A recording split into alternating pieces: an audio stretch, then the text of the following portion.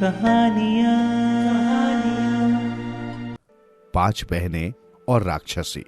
पुराने समय की बात है। एक गांव में एक ब्राह्मण तथा ब्राह्मणी रहते थे। उनकी 5 लड़कियां थी। उन्हें माँ बाप बहुत प्यार करते थे। ब्राह्मण कमाकर लाता और सारा परिवार आराम से खाता। उनके दिन हंसी खुशी से बीत रहे थे कि एक बार ब्राह्मणी बीमार पड़ गई।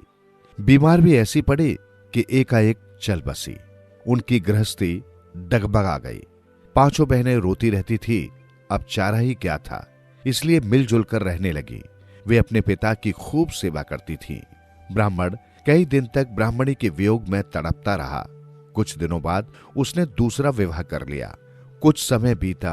आरंभ में नई ब्राह्मणी उन लड़कियों को बहुत प्यार करती रही। सभी मिलजुल कर रहते। 1 साल बाद ही नई मां को एक कन्या हो गई। अब ब्राह्मणी अपने पेट की जय को अधिक प्यार करने लगी। धीरे धीरे उसे वे 5 लड़कियां कांटा बनकर खटकने लगी। सुबह होते ही वो सभी लड़कियों को पशु चराने, घास लाने, लकड़ियां लाने में लगा देती। उसकी लड़की अभी वैसे भी छोटी थी। 5 लड़कियों के घर से चले जाने पर ब्राह्मणी स्वादिष्ट भोजन पकाती और दोनों मजे से खाती। दोनों ताजा और स्वादिष्ट भोजन चटकारे से खाती। जो बचा खुचा और बासी भोजन होता वो उन 5 को खाने को मिलता। पशुओं की सेवा करने के बावजूद उन्हें दूध, घी, छाछ कुछ नहीं मिलता। ब्राह्मण दिन भर बाहर रहता और अपने यजमानों के घर अच्छा माल चटकारता। वो सोचता था कि घर में सब ठीक ठाक है और सभी लड़कियां खुश प्रसन्न है। लड़कियों ने भी कभी पिता से वे माता की शिकायत नहीं की। एक बार की बात है, लड़कियां डंगर चराने जंगल में गई थी तो भयंकर तूफान आ गया। काले बादल छा गए और रह रहकर बिजली चमकने लगी। बादल गरजने लगे। छोटी लड़कियां रोने लगी। बड़ी जल्दी जल्दी घास इकट्ठा करने लगी। डर के मारे सभी लड़कियां घर को भागी। जल्दी घर पहुंचते ही उन्होंने देखा मां बेटी अच्छे अच्छे पकवान बनाकर मजे से खाने की तैयारी कर रही थी। उन्हें आया देख ब्राह्मणी सकपका गई और बड़े प्यार से बोली, मुझे पता था तुम आज जल्दी आ जाओगी, इसलिए मैंने बढ़िया पकवान बनाए हैं। तुम भी हाथ मुंह धो और थोड़ा थोड़ा खा लो। ब्राह्मणी को आज उन्हें भी बढ़िया खाना खिलाना पड़ा। लड़कियां यूं तो भोली भाली थी, किंतु वे माता की करतूतें समझने लगी थी। अब वे कोई न कोई बहाना कर जल्दी ही घर आने लगी। ब्राह्मणी को उन्हें अपने लिए बनाया सुस्वादु भोजन खिलाना पड़ता। अब उसे और उसकी लड़की को मुश्किल होने लगी। रोज रोज उनके आ जाने से अब वो तंग आ गई। अब ब्राह्मणी प्रतिदिन ब्राह्मण से लड़कियों की चुगलियां करने लगी। ब्राह्मण भी रोज रोज की चकचक से तंग आ गया और उसने लड़कियों को घर से निकालने की योजना बनाई। एक बार ब्राह्मण ने प्रातः ही सब लड़कियों को जगाया और कहा, आज तुम्हें नानी ने बुलाया है, तुम सब तैयार हो जाओ, मैं तुम्हें नानी के घर छोड़ आता हूं। लड़कियां कभी भी अपने ननिहाल नहीं गई थी, अतः वो तो हैरान हुई, फिर खुश भी। उन्होंने कहा, बापू आपने पहले कभी नहीं बताया कि हमारी कोई नानी भी है। ब्राह्मण ने बताया, नानी बीमार थी, अब ठीक हुई है, इसलिए तुम्हें बुलाया है। मैं तुम्हें आज वहां छोड़ दूंगा। लड़कियां नानी के घर जाने को तैयार हो गईं। लड़कियों को सुबह नाश्ता खिलाया और बापू उन्हें ले चला। चलते चलते उन्हें बहुत समय हो गया और वे थकने भी लगी। नानी का घर नहीं आया। वे बहुत दूर निकल गए। वे एक नाले के पास पहुंच गए और आराम करने लगे। अब शाम होने को आई। ब्राह्मण ने कहा, तुम लोग यहां आराम करो, मैं नहाकर आता हूं। वे वहीं बैठ गईं। बैठे बैठे उन्हें नींद आ गई। ब्राह्मण वहां से खिसक गया। जब वे सुबह जागी तो बापू को ढूंढने लगी। आगे जाकर नाले के पास उन्होंने बापू के कपड़े पड़े देखे। उन्होंने सोचा बापू नाले में डूबकर मर गया। वे परेशान हो गई। घर वापस जाने से वे घबराने लगी। सोचा नानी का घर ही ढूंढती हैं। वे सब उस ओर चल पड़ी जिस ओर बापू ने नानी का घर बताया था। भूखी प्यासी चलती हुई वे एक पहाड़ी पर पहुंच गई। वहां उन्हें रात पड़ गई। पहाड़ी पर दूर उन्हें रोशनी नजर आई। उन्होंने समझा, हो न हो ये नानी का ही घर हो। वे 5 वहां पहुंच गई। जिस घर में रोशनी जली हुई थी, उन्होंने देखा घर में एक बुढ़िया चरखा काट रही थी। उन्होंने समझा यही नानी है। वे सब उस बुढ़िया के गले मिली। बुढ़िया हैरान रह गई कि ये 5 देहातियां कहां से आ गई। उसने चालाकी से काम लिया और कहा, अरे मैं तो तुम्हारा ही इंतजार कर रही थी। वो बुढ़िया वास्तव में एक राक्षसी थी। उसने उन सबको खाना खिलाया और सुला दिया। वह उन्हें एक एक कर खाने की योजना बनाने लगी। अगले दिन उसने 4 लड़कियों को लकड़ियां लाने भेज दिया और 5वीं को अपनी सेवा के लिए घर में ही रखा। शाम को जब वे घर लौटी तो उनकी बड़ी बहन घर में नहीं थी। वे सभी बड़ी परेशान हुई। जब बुढ़िया से पूछा तो उसने बताया वो अपने मामा के साथ चली गई है। लड़कियों ने सच समझा, परंतु उसे तो राक्षसी खा गई थी। दूसरे दिन भी उसने 3 लड़कियां काम पर भेज दी और एक अपने पास रख ली। शाम को वे घर लौटी तो चौथी बहन घर में नहीं थी। राक्षसी ने प्यार से बताया कि तुम्हारी बड़ी बहन का रिश्ता हो गया है, तुम्हारा मामा उसे कामकाज के लिए घर ले गया है। इस तरह उसने तीसरी बहन भी खा ली। जब चौथी की बारी आई तो वो जंगल में जाने के लिए मुकर गई। राक्षसी ने समझा बुझाकर उसे जंगल में भेज दिया। वो जंगल में न जाकर छिपकर राक्षसी का तमाशा देखने लगी। राक्षसी ने उसके जाते ही बहन को तड़पा तड़पा कर मारा। ये देख लड़की की चीख निकल गई। वो वहां से भागी। राक्षसी ताजा मांस खाने के लालच में उसके पीछे नहीं भागी और कहा, ठहर जा, तू कहां तक जाएगी। लड़की बहुत डर गई और तेज तेज भागने लगी। भागते भागते वो एक सुनसान जंगल में पहुंच गई। वहां एक गाय चर रही थी। उसने गाय से कहा, हे गौ माता, तू मुझे बचा ले, मेरे प्राण संकट में हैं। राक्षसी मेरा पीछा कर रही है, वो देख आ रही है। गाय को उस पर तरस आ गया। उसने लड़की को अपने थनों में छिपा लिया और उसी जगह लड़की समेत गायब हो गई। रात गाय अपने मालिक के घर आ गई। उसका मालिक एक पहुंचा हुआ संत था। वो रात को उसे दुहने आया तो गाय ने दूध देने से इनकार कर दिया। मालिक हैरान रह गया। गाय ने सारी बात उसे बता दी और लड़की की रक्षा करने का वचन ले लिया। महात्मा ने गाय की बात सुनी और लड़की को बचाने का वचन दिया। वो उसे अब अपनी लड़की की भांति पालने लगा। लड़की बड़ी हो गई। उसने अपनी लड़की मान अपनी जमीन का उत्तराधिकारी भी बना दिया, किंतु कोने में रखे घड़े को हाथ लगाने के लिए मना किया। लड़की को जब जब घड़े की याद आती तो उसे उस घड़े को देखने का मन करता। एक दिन वो अपनी उत्सुकता को रोक नहीं पाई और घड़ा खोल दिया। उसमें रखी चीजों को उसने अपनी उंगली से छुआ। वो क्या देखती है कि उसकी उंगली सुनहरी हो गई। जहां जहां वो उंगली लगाए वहां भी सुनहरी हो जाए। उसने महात्मा को ये बात नहीं बताई। उंगली में कपड़ा बांध लिया। ये भेद महात्मा से ज्यादा दिन नहीं छिप सका। महात्मा को जब इस बात का पता लगा तो उसने घड़े में रखा सुनहरी चूर्ण उस पर छिड़क दिया और वो देखते देखते स्वर्ण कन्या बन गई।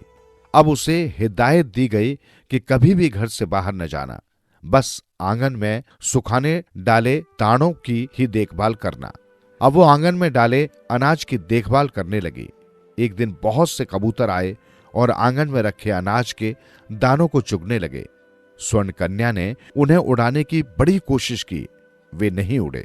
हार कर वो बाहर निकली और एक एक कबूतर को गर्दन से पकड़ फेंकने लगी। कबूतर तो उड़ गए, किंतु उनके पंखों पर स्वर्ण कन्या की उंगलियों के निशान पड़ गए। कबूतर उड़कर राजमहल में जा बैठे। राजकुमार ने कबूतरों के पंखों पर उंगलियों के सुनहरे निशान देखे तो हैरान रह गया और उसने सुनहरी छाप करने वाले को खोजने का प्रण लिया। उसने सोचा, यदि ये किसी लड़की के निशान होंगे तो मैं उससे विवाह करूंगा। राजकुमार ने डोंडी पिटवा दी कि कबूतरों पर सुनहरी छाप लगाने वाले का जो पता देगा उसे इनाम दिया जाएगा। राज दरबार की घोषणा जब महात्मा ने सुनी तो उसने स्वर्ण कन्या के मुंह पर कालिख लगा दी। जब कहीं से भी कोई सुराग न मिला तो राजकुमार ने कबूतरों से पूछा और जहां जहां वे उड़ते गए वहां वहां चलता गया। उड़ते उड़ते वे महात्मा के घर के बाहर आंगन में दाना खाने बैठ गए। राजकुमार वहां रुक गया और देखने लगा। उतने में एक काली कलूटी लड़की कबूतर उड़ाने बाहर निकली। राजकुमार सोच में पड़ गया, किंतु कबूतर ने बताया यही स्वर्ण कन्या है। राजकुमार ने प्रकट होकर उससे पीने का पानी मांगा। जब वो पानी पीने को लाई तो वो बर्तन भी सुनहरा हो गया था जिसमें वो पानी लाई थी।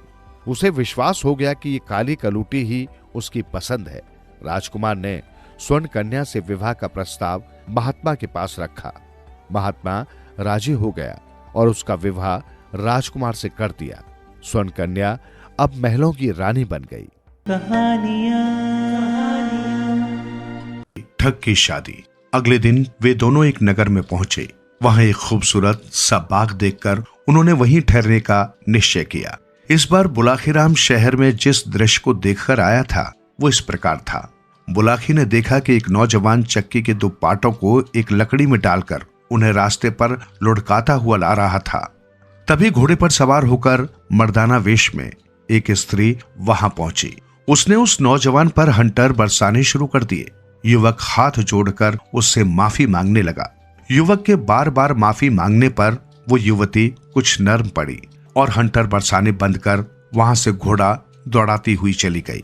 ये दृश्य देखकर बुलाखी के मन में उस रहस्य को जानने की उत्सुकता पैदा हो गई। रात को सोने से पहले जब उसने गंगाराम पटेल से इस रहस्य को उजागर करने का आग्रह किया तो गंगाराम ने कहा, बुलाखीराम ध्यान से सुन, इस नगर में रामू नाम का एक ठग रहता है। रामू के पिता का देहांत हो चुका है। परिवार में उसकी माँ और वो स्वयं यही 2 प्राणी हैं। रामू ठगी के द्वारा ही अपनी जीविका चलाता है। एक दिन की बात है, रामू की माँ बहुत उदास भाव में बैठी हुई थी। तभी रामू अपने काम से घर वापस लौटा। माँ को उदास देखकर उसने पूछा, माँ क्या बात है, आज तू बहुत उदास लग रही है। माँ बोली, बेटा रामू, मेरी उदासी का कारण तू ही है। मैं तेरे ही बारे में चिंतित हूं। मेरे विषय में? हाँ बेटा, मैं सोचकर चिंतित हो रही हूं कि मेरी मृत्यु के बाद तू भोजन कैसे बनाकर खाएगा। अगर मेरे सामने ही तेरा विवाह हो जाता तो कितना अच्छा होता। मैं तुझसे बार बार कहती हूं कि बेटा अपना विवाह कर ले, किंतु तू मेरी बात पर ध्यान ही नहीं देता।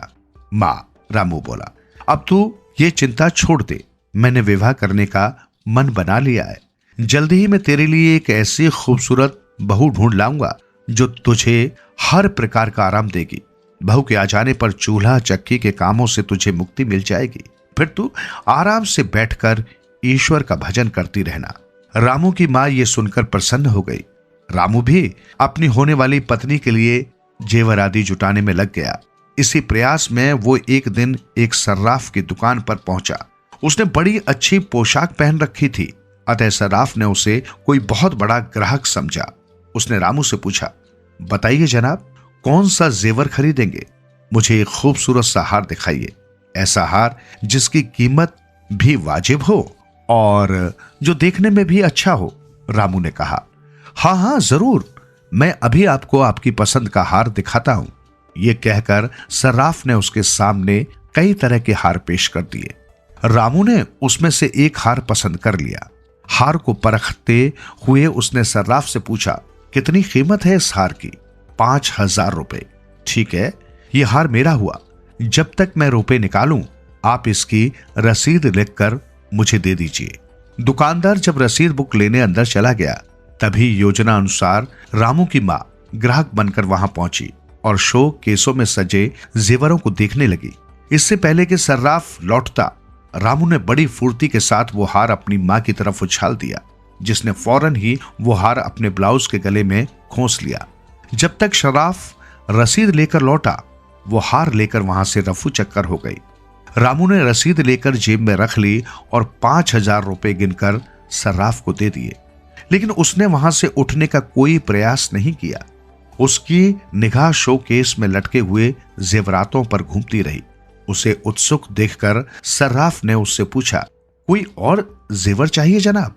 दुकानदार ने तत्परता से उसे दूसरा हार लाकर दे दिया। रामू ने हार जेब में डाला और बाहर जाने लगा। ये देखकर दुकानदार ने कहा, श्रीमान, इस हार की कीमत तो चुका दीजिए। कीमत तो मैं आपको पहले ही दे चुका हूं। अब क्या एक चीज की कीमत 2 बार लोगे? रामू दुकानदार पर बिगड़ उठा। दोनों में झगड़ा होने लगा। नौबत हाथापाई तक पहुंच गई। दुकान के बाहर भीड़ इकट्ठी हो गई। सर्राफ कह रहा था कि हार का दाम चुकाओ और रामू कह रहा था कि मैंने कीमत चुका दी है।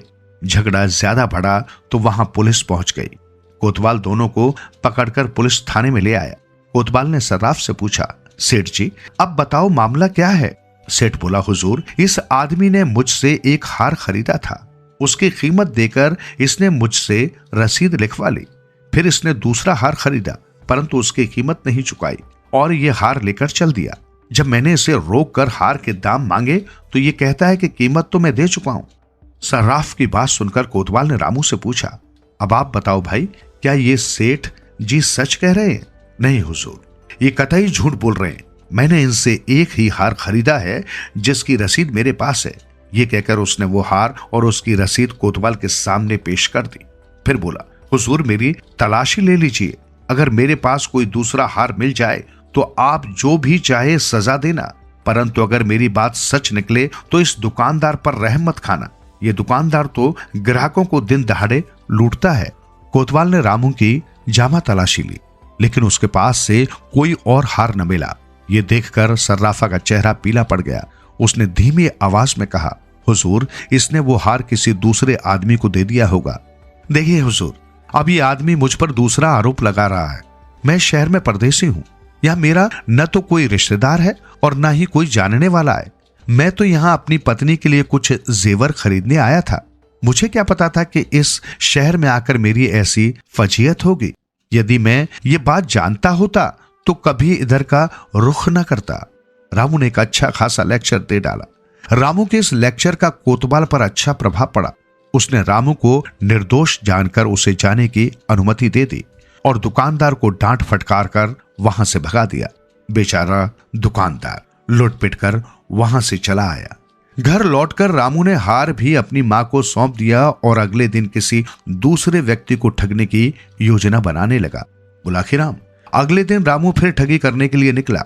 उसने एक हलवाई की दुकान से 2 सेर जलेबियां खरीदी और उन्हें लेकर नगर के बाहर एक रास्ते पर बैठ गया।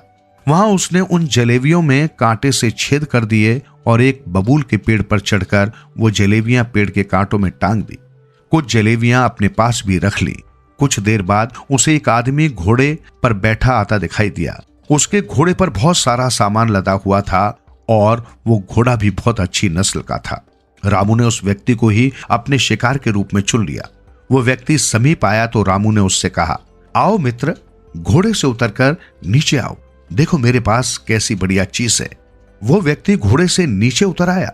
रामू ने कुछ जलेबियां उसकी ओर बढ़ाते हुए कहा, लो ये फल खाओ, इनका स्वाद बहुत ही अच्छा है।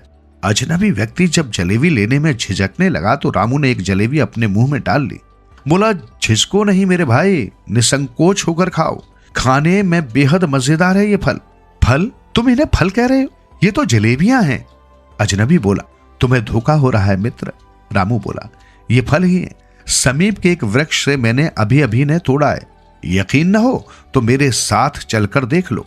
अजनबी उसकी बातों में आ गया। उसने एक जलेबी मुंह में डाल ली। अब जलेबी तो मीठी होती ही है। अजनबी को वो बहुत स्वादिष्ट लगी। वो बोला, ये तो सचमुच बहुत मीठी है, पर मुझे ये विश्वास नहीं हो रहा कि सचमुच ही तुमने इन्हें किसी पेड़ से तोड़ा है। ओफो मित्र, तुम तो बहुत शक की जान पड़ते हो। आओ मेरे साथ, मैं तुम्हें वो पेड़ दिखाता हूं। उस पर अभी भी इस जैसे बहुत से फल हैं। ये कहकर वो उस अजनबी को बबूल के पेड़ के पास ले गया और उस पर अपने द्वारा लटकाई हुई जलेबियों को दिखाते हुए बोला, लो देख लो अपनी आंखों से, वे लटके हैं फल। अजनबी लालच में आ गया। उसने घोड़े की रास रामू को पकड़ाई और ये कहकर कि तुम इस घोड़े को पकड़ो, कुछ फल मैं भी तोड़ लूं। बबूल के उस पेड़ पर चढ़ गया। बस फिर क्या था, रामू उछलकर घोड़े की पीठ पर जा बैठा। घोड़ा मोड़ा और 2-3 हंटर उसकी पीठ पर जमा दिए। घोड़ा तूफानी रफ्तार से भाग छूटा। अजनबी ये दृश्य देखकर बौखला उठा। वो तेजी से नीचे उतरा और पकड़ो दौड़ों की आवाजें लगाता उसके पीछे भागा। किंतु घोड़े और मनुष्य का क्या मुकाबला। रामू शीघ्र ही उसकी निगाहों से ओझल हो गया। लुटा पिटा मुसाफिर आवाजें लगाता ही रह गया। बुलाखी, रामू जब घोड़े को सरपट दौड़ाता हुआ ले जा रहा था तभी मार्ग में उसे एक बुढ़िया दिखाई दी जो अपनी जवान बेटी के साथ शहर की ओर जा रही थी। ये देखकर रामू का शैतानी दिमाग फिर सक्रिय हो उठा। उसने अपना घोड़ा उस बुढ़िया के पास ले जाकर रोका और उससे पूछा, बुढ़िया माई, कहीं दूर से आ रही हो क्या? हाँ बेटा, हम 5 कोस दूर से पैदल ही चलकर आ रही हैं। शहर में एक रिश्तेदार के यहाँ जाना है। बुढ़िया बोली, तब तो अवश्य थक गई होंगी। आओ मेरे पीछे घोड़े पर बैठ जाओ, मैं तुम्हें वहां तक छोड़ दूंगा। रामू ने कहा। नहीं बेटा, बुढ़िया बोली, मैं तो नहीं थकी क्योंकि मुझे तो पैदल चलने का अभ्यास है। हाँ, ये मेरी बेटी जरूर थक गई है, कभी इतनी दूर पैदल नहीं चली है ना, इसलिए तुम मेरी जगह इसे कुछ देर के लिए अपने पीछे बिठा लो। रामू ने तब उसकी जवान बेटी को अपने पीछे घोड़े पर बिठा लिया। बुढ़िया ने कहा, बेटा तुम सचमुच एक नेक आदमी हो, वरना आज के जमाने में कौन किसी की सहायता करता है। अच्छा जरा अपना नाम तो बता दो। मेरा नाम है जवाई राजा। ऐसा कहकर रामू ने घोड़े को एड़ लगा दी। घोड़ा तेजी से आगे की ओर भाग छूटा। ये देखकर बुढ़िया चिल्लाने लगी, अरे जवाई राजा रुको, मेरी बेटी को कहां भगाए ले जा रहे हो? अरे कोई मेरी मदद करो, जवाई राजा मेरी बेटी को भगाए ले जा रहे हैं। उसकी पुकार सुनकर लोग हंसने लगे। एक व्यक्ति कहने लगा, अरे बुढ़िया माई, तेरी बेटी को तेरा जवाई ले जा रहा है तो इसमें बुरी बात क्या है? पत्नी तो अपने पति के साथ ही जाएगी ना, फिर तू इतना क्यों चिल्ला रही है? बेचारी बुढ़िया हाथ मलकर रह गई। रामू ठग उसे भी चूना लगा गया। बहरहाल रामू उस युवती को लेकर अपने घर पहुंचा। लड़की चिल्लाने लगी तो रामू ने उसके मुंह पर कपड़ा बांध दिया, उसके हाथ पांव भी बांध दिए ताकि वो भाग ना सके। फिर वो अपनी मां से बोला, मां तू मुझसे विवाह करने को कह रही थी ना, देख ये बहू लाया हूं तेरे लिए। ये सुनकर बुढ़िया प्रसन्न हो गई। उसने लड़की की बलाएं ली और रामू से कहा, बेटा बहू तो अच्छी है, परंतु तुमने हाथ पांव और मुंह क्यों बांध दिया है? अरे खोल दे इसके हाथ पांव, ये तो मेरी बड़ी प्यारी बहू है, ये कोई गड़बड़ थोड़ी ही करेगी। फिर उसने उस युवती के सिर पर हाथ फिराते हुए उससे पूछा, क्यों बहू, चीखेगी चिल्लाएगी तो नहीं? युवती भी हालात को समझ गई थी, अतः उसने गर्दन हिलाकर सहमति व्यक्त कर दी। उसने मन में सोचा कि अवसर मिलने दे बुढ़िया, तुझे और तेरे इस ठग बेटे को ऐसा पाठ पढ़ाऊंगी कि तू भी क्या याद रखेगी। उस रात रामू की मां ने अपनी नई बहू के लिए बहुत स्वादिष्ट व्यंजन बनाए और अपने हाथों से उन्हें उस युवती को खिलाए। अगले दिन रामू की तथाकथित बहू ने रामू से कहा, ए जी सुनिए, अब तो मैंने भी फैसला कर लिया है कि आपकी पत्नी बनकर ही इस घर में रहूंगी, पर ऐसा करने से पहले मुझे अपनी गृहस्थी का सामान भी इकट्ठा करना होगा। आप ऐसा कीजिए, बाजार चले जाइए और एक चक्की खरीद लाइए। मैं अपने हाथों से आटा पीसकर उससे आपका भोजन तैयार किया करूंगी। इतनी कहानी सुनाकर गंगाराम पटेल ने कुछ क्षण के लिए विराम लिया, हुक्के के 2-3 घूंट लिए और आगे बोले, बोला कि स्त्री की जात बहुत विचित्र होती है। क्रिया चरित्र के बारे में अनेक कहावतें कही और सुनी जाती हैं। कहते हैं कि जब इसका भेद ब्रह्मा ने भी नहीं पाया तो आदमी की क्या औकात। रामू उसकी बातों में आ गया और उसी समय चक्की लाने के लिए बाजार को चल पड़ा। जब उस युवती को यकीन हो गया कि अब रामू काफी दूर चला गया है तो उसने उठकर अंदर का कुंडा बंद कर लिया। टहलती हुई वो रामू की मां के करीब आई और किसी चीते की तरह तेजी से उस पर झपट पड़ी। उसने उसे काबू में किया और उसके हाथ पांव और मुंह पर कपड़ा बांधकर उसे कोने में पटक दिया। अब उसने पूरे घर को खंगालना शुरू किया।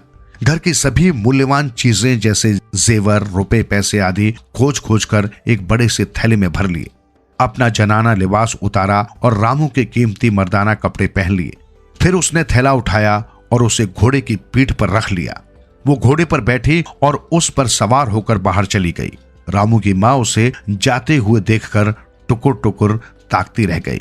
चोर के ऊपर मोर पड़ गया था। युवती मर्दाने वेश में घोड़े पर सवार होकर बाजार में पहुंची। जल्दी उसे रामू दिखाई दे गया, जो चक्की के दोनों पाटों को एक लकड़ी के डंडे में फंसाकर उसे घसीटता हुआ ला रहा था। युवती उसके पास पहुंचकर रुकी और कड़क कर कहा, अरे हरामखोर, ये क्या कर रहा है? इस चक्की के पाटों को सड़क पर घसीट कर राजकीय सड़क को खराब कर रहा है। ऐसा कहकर उसने 3-4 हंटर रामू की पीठ पर जमा दिए।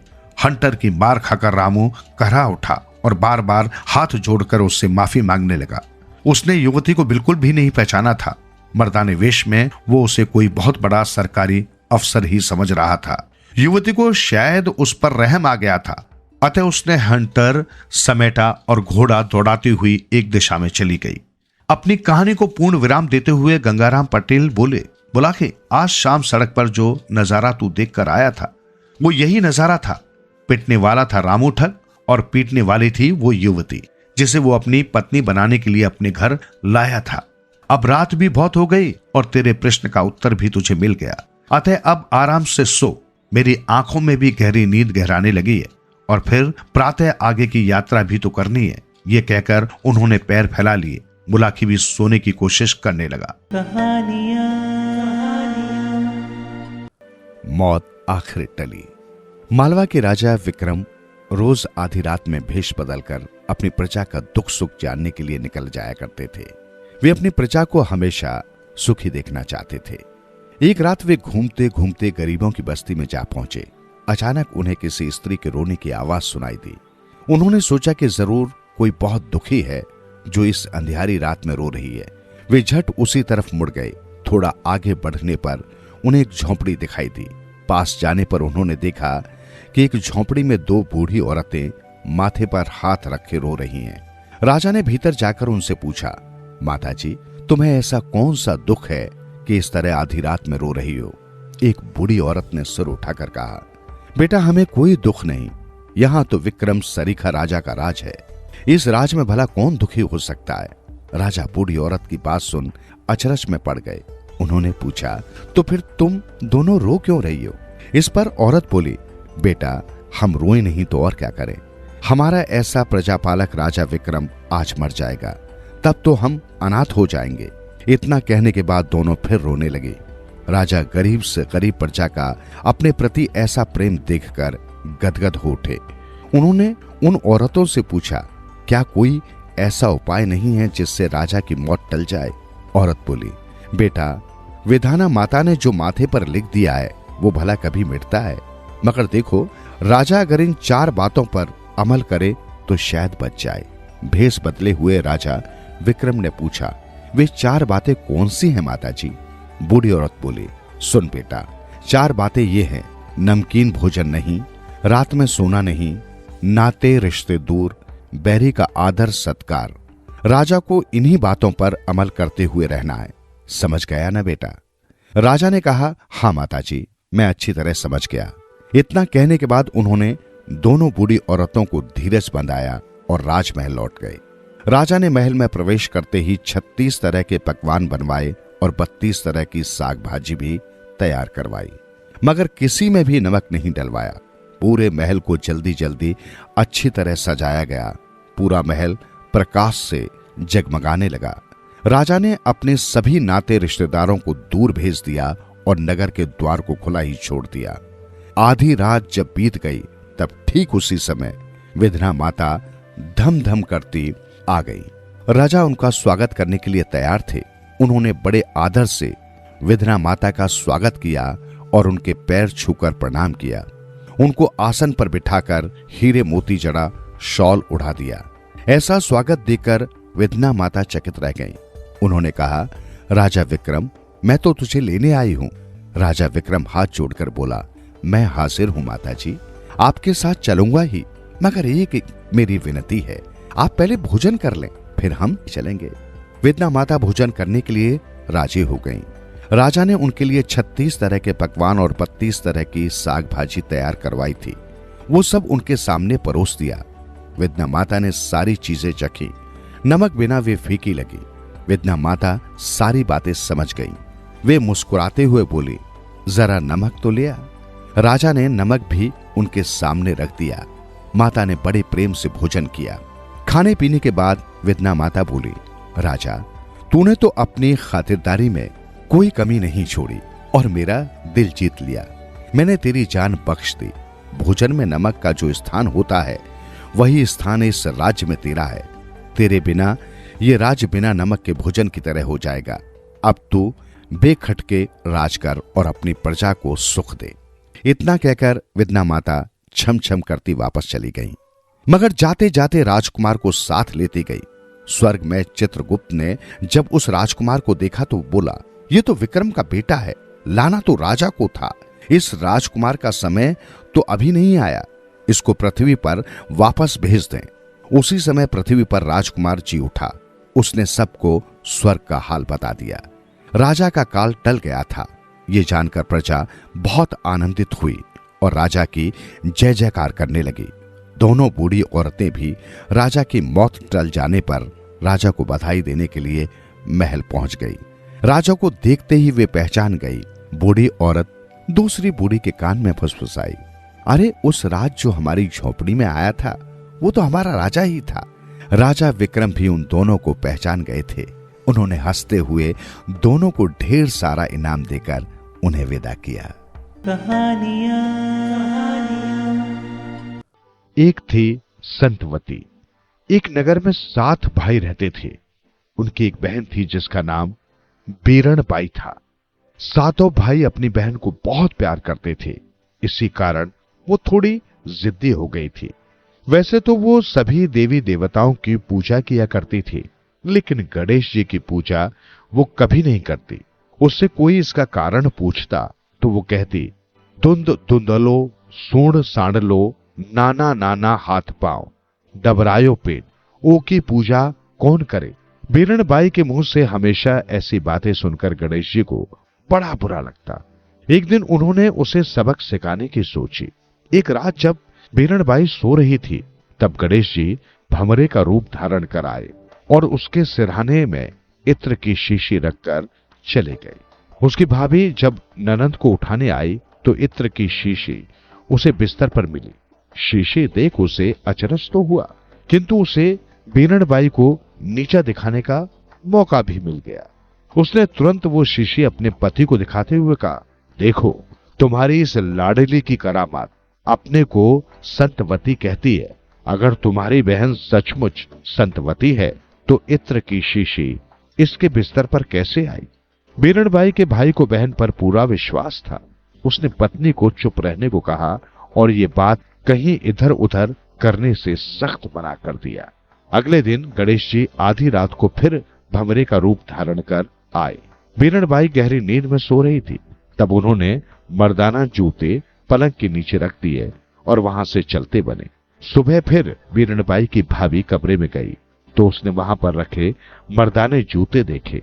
वो दौड़ी दौड़ी पति के पास पहुंची, पति को सारा हाल बता दिया और उनकी संतवती बहन के बारे में फिर से बुरा भला कहने लगी। अब तो गणेश जी रोज भंवरे के रूप में आकर बीरणबाई के कमरे में उसे बदनाम करने वाली कुछ न कुछ चीजें रखकर चले जाते। बीरणबाई की भाभियों को रोज मौका मिल जाता और वे उसके भाइयों को रोज शिकायत करती। उसके बड़े भाई ने कहा, ठीक है आज मैं खुद पहरा दूंगा, देखता हूं मेरी बहन के पास कौन आता है। ये सच मैं आज जानकर ही रहूंगा। उस रात बहन के पलंग के पास ही तलवार लेकर बैठ गया। तभी भंवरे का रूप धरकर गणेश जी फिर आए।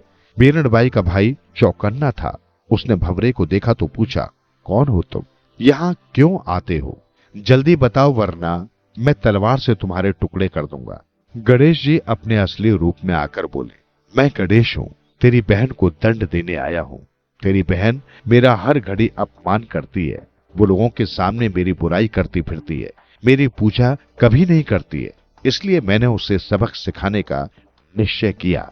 बीरणबाई का भाई गणेश जी के आगे हाथ जोड़कर विनती करने लगा और उनके पैरों पर गिरकर अपनी बहन के लिए माफी मांगने लगा। उसने कहा, भगवान ये अभी नासमझ है, अब कभी आगे से ऐसी गलती नहीं करेगी और आपकी पूजा भी जरूर किया करेगी। गणेश जी ने कहा, ठीक है, अगर तुम्हारी बहन अब कभी गलती नहीं करेगी तो मैं इसे दंड नहीं दूंगा। ये कहकर गणेश जी वापस चले गए। सुबह जब बीरणबाई सोकर उठी तो बड़े भाई ने उसे बड़े प्यार से समझाते हुए कहा, सुन, आज से तू गणेश जी की पूजा अर्चना रोज किया कर और कभी उनकी खिल्ली मत उड़ा। बीरणबाई ने अपने भाई की बात मान ली। उसने गणेश जी की मूर्ति के सामने जाकर उनसे माफी मांगी। उस दिन से बीरणबाई ने कभी गणेश जी का मजाक नहीं बनाया, पूरी श्रद्धा के साथ उनकी पूजा करने लगी। कुछ समय के बाद वहां के राजा ने एक बड़ा ही भव्य मंदिर बनवाया। बड़े धूमधाम के साथ मंदिर पर कलश चढ़ाया, किंतु किसी से कलश नहीं चढ़ पाया। पूरे नगर में ये बात फैल गई कि अभी अभी जो मंदिर बना है उस पर बहुत कोशिशों के बाद भी कलश नहीं चढ़ पाया। पंडितों ने जब पोथी पत्रा देखा तो बताया कि अगर कोई संतवती लड़की या स्त्री हो तो इस कलश को चढ़ा सकती है। अन्यथा ये कलश नहीं चढ़ेगा। ये सुनकर राजा सोच में पड़ गया। उन्होंने आदेश दिया कि पूरे राज्य में डोणी पिटवा दी जाए कि अगर कोई ऐसी स्त्री या लड़की हो जिसे अपने सत्य पर विश्वास हो तो वो तुरंत आकर मंदिर पर कलश चढ़ा दे। राज्य की कोई भी स्त्री मंदिर पर कलश चढ़ाने नहीं गई। बीरनबाई की भाभियां भी नहीं गई। राज्य भर में रोज डोणी पीटी जाती मगर कोई भी कलश चढ़ाने नहीं आती। इससे राजा बड़ा परेशान था कि तभी एक दिन बीरनबाई मंदिर में जा पहुंची। उसने कलश चढ़ाया तो कलश चढ़ गया, लेकिन थोड़ा सा टेढ़ा रह गया। कलश टेढ़ा देखकर बीरनबाई बोली, कपिला गाय के बछड़े ने पेशाब किया था, तब उसके कुछ छींटे मेरे ऊपर पड़ गए थे और उसका मैंने बुरा माना था। अगर उसी के कारण सतवंती होने में कसर हो तो मुझे माफ कर दिया जाए और ये कलश जल्दी से सीधा हो जाए। बीरनबाई के ये कहते ही उसी समय वो कलश सीधा हो गया। जब लोगों तक ये खबर पहुंची तो वे बीरनबाई की बड़ी इज्जत करने लगे। बीरनबाई की भौजाइयां भी अब उसे तंग नहीं करती। बीरनबाई अपने परिवार के साथ सुख से रहने लगी। जन्म जन्म का नाता। किसी गांव में एक ब्राह्मण दंपति रहते थे। उनके 2 बच्चे थे, एक थी लड़की और दूसरा था लड़का। वे सुखपूर्वक अपने दिन बिता रहे थे, मगर न जाने किस्मत को क्या मंजूर था कि ब्राह्मणी बीमार पड़ गई और उसी बीमारी के कारण वो अपने छोटे छोटे बच्चों को छोड़ इस संसार से चल बसी। बेचारी अपनी बेटी का ब्याह तक नहीं कर पाई। कुछ समय के बाद बेटी जब सियानी हुई तो पिता ने सोचा बेटी की शादी का समय आ गया है। मगर बेटी अपने पिता से बोली, पिताजी, मेरी शादी के बाद मेरे भाई की देखभाल कौन करेगा, इसलिए आप दूसरी शादी कर लें। पर उसने अपनी बेटी की एक न सुनी। बेटी ने फिर एक दिन कहा, पिताजी, मेरी मां तो है नहीं, दूल्हे को पढ़ छेगा कौन, आप तो बस हमारे लिए एक नई मां ला दे। ब्राह्मण ने कहा, नहीं, तुम्हारी ये बात मैं नहीं मानूंगा। बेटी ने पिता की एक न सुनी और जिद पर अड़ गई। बेटी की जिद देख ब्राह्मण सोच में पड़ गया। हार कर उसे बेटी के हट के आगे झुकना पड़ा। उसने एक विधवा से शादी कर ली। उस विधवा की पहले पति से एक बेटी थी, वो उसे भी अपने साथ ले आई। ब्राह्मण की बेटी नई मां और उसकी बेटी का खूब ख्याल रखती। कामकाज भी वो पहले की तरह करती रही। नई मां को वो अपनी सगी मां की तरह प्यार करती थी। उसने कभी उसे उठकर पानी तक नहीं पीने दिया। इस तरह नई मां और उसकी लड़की बड़ी ही आलसी हो गई। उन्हें घर के कामकाज की फिक्र तो थी नहीं। खूब आराम से रहती और ब्राह्मण की बेटी पर खूब रौब जमाया करती। ब्राह्मण की बेचारी बेटी अपनी सौतेली मां और उसकी लड़की की झिड़कियों से हमेशा दुखी रहती। उसने अपने पिता को सारी बातें बताई, मगर पिता ने उसकी बात सुनी अनसुनी कर दी। उल्टे उसे ही बुरा भला कहने लगा। पिता से उसने ऐसी उम्मीद नहीं की थी। उसकी आंखों में आंसू आ गए और अपने छोटे भाई को सीने से लगाकर खूब रोई। ब्राह्मण पर नई औरत का जादू चढ़ चुका था। उसके कहने में आकर वो अपने बच्चों की तरफ जरा भी ध्यान नहीं देता था। अपने पिता के इस तरह से बदल जाने के कारण उसके दुख का अंत नहीं था। सौतेली मां उन दोनों भाई बहन पर बहुत अत्याचार करती। वो रोज उनके पिता के कान भरने लगी। रोज झूठी झूठी शिकायतें करती रहती। ब्राह्मण का मन दिनों दिन अपने बच्चों से उचटता ही गया। घर में रात दिन कलह होने लगा। एक दिन ब्राह्मण बाहर से लौटा तो आते ही उसने हाथ मुंह धोने के लिए पानी मांगा। उसकी औरत ने कह दिया कि तुम्हारी बेटी आज पानी भरने नहीं गई। बेटी ने पिता को समझाया कि आज भाई की तबीयत ठीक न होने के कारण वो पानी लेने नहीं जा सकी। लेकिन तभी सौतेली मां ने दूसरी शिकायत कर डाली, घर में किसी की भी तबीयत ठीक नहीं है। ये मेरी बेटी से बहस करती है और उसे मारती पीटती है। रोज की इन शिकायतों से ब्राह्मण तंग आ गया था। उसने गुस्से के मारे अपने बेटे और बेटी को उठाकर कुएं में फेंक दिया। लड़की तो बड़ी थी, इस कारण वो कुएं से किसी तरह निकल गई, पर उसका भाई बेचारा बहुत छोटा था। वो पानी में डूबकर मर गया। बहन को भाई के मरने का बड़ा सदमा लगा। वो सारा काम काज निपटाकर कुएं के मुडेर पर ही बैठी रहती और आंसू बहाती रहती। उधर मरने के बाद उसका भाई मेढक बन गया, उसी कुएं में रहने लगा।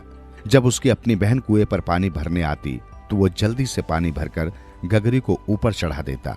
लेकिन उसकी सौतीली बहन जब भी पानी भरने आती तो वो उसकी गगरी फोड़ देता उस लड़की ने अपनी माँ से कई बार ये शिकायत की थी। एक दिन सौतेली माँ को एक तरकीब सूझी। वो ठीक ब्राह्मण के आने के समय रोने पीटने लगी। ब्राह्मण जब बाहर से आया तो उसने उसके इस तरह रोने पीटने का कारण पूछा। उसने रोते हुए बताया कि कुएं में एक मेंढक है, वो रोज हम माँ बेटी को तंग करता है।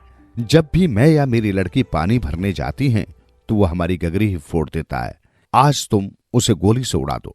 ब्राह्मण पत्नी की बातों में आकर बंदूक ले आया और मेंढक को गोली मार दी। मेंढक ने मरने के बाद दोबारा तोते की योनि में जन्म लिया। अब भी वो अपनी सौतेली माँ और सौतेली बहन को पहले की तरह ही तंग करता। बाग में झूला झूलने जब सब लड़कियां तो आती तो वो अपनी बहन के पास आकर उसे बड़े प्यार से खूब झुलाता, मगर सौतेली बहन जब झूला झूलने लगती तो वो झूले को काट देता। इस पर सौतेली माँ फिर नाराज होकर बैठ गई। ब्राह्मण बाहर से आया तो पत्नी को मुंह फुलाए बैठा देख उसने पूछा, अब क्या हो गया? उसने पति से तोते की शिकायत की। ब्राह्मण ये सुन आग बबूला हो उठा। उसने तोते को भी गोली से उड़ा दिया। तोते ने तब एक राजा के घर में जन्म लिया। उस राजा को काफी साल के बाद संतान प्राप्त हुई थी। बच्चा पैदा होते ही रोने लगा। राजा और रानी ने उसे चुप कराने की हर संभव कोशिश की, मगर वो बालक चुप नहीं हुआ। उधर ब्राह्मण की बेटी की दिनों दिन बुरी हालत होती जा रही थी। सौतेली माँ और बहन अब तो उसे मारने पीटने भी लगी थी। एक दिन अचानक ब्राह्मण की बेटी छाछ लेने के लिए महल में आई। उससे राजकुमार का रोना नहीं देखा गया। उसने उसे गोद में उठा लिया। उसे उठाते ही उसे अपने भाई की याद आ गई। उसकी आंखों से आंसू बहने लगे। राजकुमार उसकी गोद में जाते ही चुप हो गया। राजकुमार के चुप होते ही राजा और रानी की जान में जान आई। लेकिन ब्राह्मण की बेटी ने जैसे ही राजकुमार को पालने में लिटाया, वो फिर रोने लगा। तब रानी ने उससे कुछ देर रुकने को कहा। राजकुमार को गोदी में लेकर ब्राह्मण की बेटी गीत गाने लगी। गाते गाते ही उसने अपने जीवन की पूरी कहानी सुना दी और अंत में बोली, भैया मेरे, तुमसे तो मेरा जन्म जन्म का नाता। राजा रानी को पूरी बात समझ में आ गई। रानी ने कहा, आज से तुम मेरी बेटी हो। अब तुम महल से बाहर नहीं जाओगी, अपने भाई के साथ ही रहोगी। इस तरह बहन का अपने भाई से जन्म जन्म का नाता सच साबित हुआ। भाई को बहन मिली और बहन को आखिर अपना भाई मिल ही गया था। ये कहानी है परम भक्त श्री बिल्वा मंगल जी की। दक्षिण भारत के गांव में एक ब्राह्मण परिवार रहता था। उस परिवार में एक बालक का जन्म हुआ, किंतु जब बालक थोड़ा बड़ा हुआ तो समय का चक्र कुछ ऐसा घूमा कि उसने अपने माता पिता को खो दिया। उस बालक के एक रिश्तेदार ने उसका पालन पोषण किया, क्योंकि रिश्तेदार दंपत्ति साधन संपन्न थे, तो उसे परिवार में बालक को किसी भी प्रकार की कमी नहीं थी। उन्होंने बड़े ही लाड़ प्यार से उस बालक का पालन पोषण किया।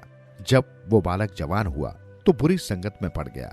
जुआ खेलना, मदिरा पान करना इत्यादि बुरी आदतें उसमें प्रवेश कर गईं। कुछ समय पश्चात वो एक गड़का के संपर्क में आ गया। उस गड़का का नाम था चिंतामणि। जब वो चिंतामणि से मिला तो उसके रूप पर वो मोहित हो गया और उससे कहा, अब तुम मेरे अलावा किसी अन्य पुरुष की तरफ देखोगे भी नहीं। तुम्हें जितना भी धन चाहिए, जो भी साधन चाहिए, मैं तुम्हें दूंगा। और वो अपना समय उस गड़का के यहाँ ही बिताने लगा। एक दिन जिस रिश्तेदार दंपत्ति ने उसका पालन पोषण किया था, उन्होंने उसे बुलाया और कहा कि कल तुम्हारे पिताजी का श्राद्ध है, तो तुम ब्राह्मणों को भोजन करवाना और हो सके तो उस गड़का के यहाँ न जाना। युवक ने उस दंपत्ति की बात मानी और दूसरे दिन अपने पिताजी का श्राद्ध किया। किंतु जब रात हुई तो उस गड़का की याद आने लगी और वो स्वयं को रोक न पाया तथा कड़ी बरसात में गरजते बादलों में वो उस गड़का के घर की तरफ चल पड़ा। तेज बारिश हो रही थी और उसके गांव से गड़का के घर जाने के लिए नदी को पार करना जरूरी था। उसने देखा कि नदी किनारे कोई नौका नहीं थी। थोड़ी ही देर बाद उसकी नजर झाड़ियों में अटकी हुई एक लाश पर पड़ी और उस लाश के ऊपर बैठकर उसने नदी को पार किया। उस तेज बारिश में वो गड़का के घर कैसे जैसे पहुंच गया। वहां पहुंचकर उसने आवाज लगाई, चिंतामणि। घने अंधेरे में चिंतामणि जब अपने कमरे से बाहर आई तो उसने देखा कि वो युवक उसके सामने खड़ा था। चिंतामणि आश्चर्यचकित रह गई। उस तेज बारिश में पूरी तरह से भीगा हुआ वो युवक और उसमें से विचित्र से बदबू आ रही थी। उस युवक ने कहा, चिंतामणि, मुझे तुम्हारी बहुत याद आ रही थी, इसलिए मैं तुम्हारे पास चला आया। जब उसने चिंतामणि को वहां पहुंचने तक का पूरा वृत्तांत सुनाया तो चिंतामणि को बड़ी गिलानी हुई। उसने कहा कि तुम्हारी मति पूरी तरह से भ्रष्ट हो चुकी है। तुम मुझ जैसी हाड़ मांस के पुतले से इतना लगाव रखते हो जिसका शरीर कुछ वर्षों के बाद नष्ट हो जाने वाला है। जिस लाश की बदबू तुम्हारे अंदर से आ रही है, एक दिन मैं भी उसी तरह एक लाश बन जाने वाली हूं। हे युवक, अगर तुमने इतना प्रेम श्री ठाकुर जी से किया होता तो वो स्वयं तुम्हें मिलने आ जाते। गड़गा की बात सुनते ही मानो उस युवक के अंदर एक विद्युत का प्रभाव हुआ। उसे लगा कि उसके अंदर वर्षों से सोया हुआ एक सत्पुरुष जाग गया। उसने उसी क्षण चिंतामणि को प्रणाम किया और कहा, चिंतामणि, तेरी इन बातों ने आज मेरे जीवन को एक नई दिशा दी है, मुझे एक नया मार्ग सुझाया है। तू आज से मेरी गुरु है, क्योंकि जीवन की दिशा और दशा बदलने के लिए जरूरी नहीं कि बड़े बड़े प्रवचन ही किए जाएं। कभी कभी एक वाक्य भी जीवन बदलने के लिए काफी है, और वो वाक्य आज तूने मुझे कहा है। अब मैं चलता हूं, मेरा अंतिम प्रणाम स्वीकार कर। इतना कहकर वो युवक वहां से चल दिया और भगवान श्री कृष्ण का ध्यान हृदय में करते हुए वो मार्ग पर आगे बढ़ने लगा। चलते चलते वो एक दूसरे गांव में पहुंचा। उस गांव में जब वो पहुंचा तो उसने एक सुंदर स्त्री को जाते हुए देखा। उस स्त्री को देखकर वो फिर से अपना मार्ग भटक गया और उस स्त्री के पीछे पीछे चलने लगा। कुछ समय पश्चात वो स्त्री घर में चली गई और वो युवक बाहर खड़ा रहा। कुछ समय पश्चात एक पुरुष उस घर से बाहर आया। उसने उस युवक को देखा। देखकर लगता था कि कोई राहगीर है।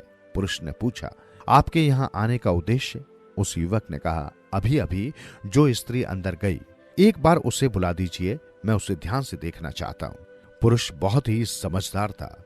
उसने अपनी पत्नी को बाहर बुलाया और उस युवक से कहा कि इस स्त्री में तुम्हें ऐसा क्या देखना है? एक बार फिर उस युवक की अंतर चेतना लौट आई और उसी क्षण कांटों की एक झाड़ी जो वहां पड़ी थी उठाई और अपनी आंखों को फोड़ दिया। कृष्णा कृष्णा करते हुए उसकी आंखों से रक्त निकलने लगा और वो व्यक्ति हिचकियां भर भर कर रोने लगा। उसी परिस्थिति में वो बाहर निकला और अपने मार्ग की ओर चल पड़ा।